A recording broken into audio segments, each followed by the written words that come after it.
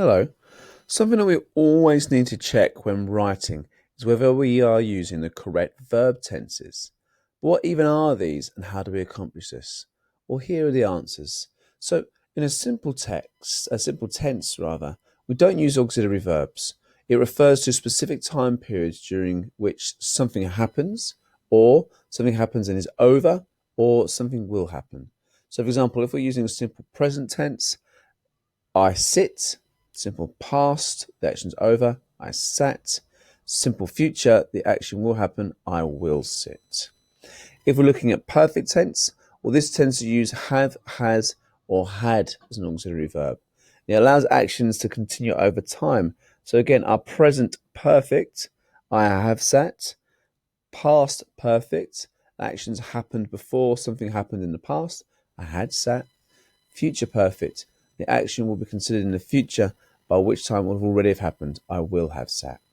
In a progressive tense, this tends to use is, are, was, or were as auxiliary verbs with ing endings.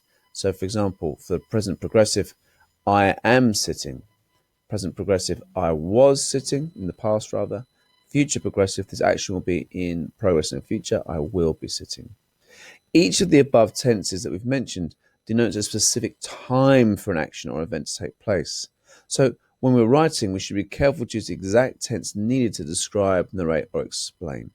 In general, make sure we do not switch from one tense to another unless the timing of an action demands that you do that. And keep the verb tenses consistent in sentences, paragraphs, and essays. So, for example, we can see here a tiny baby sits on the ground close to the nest.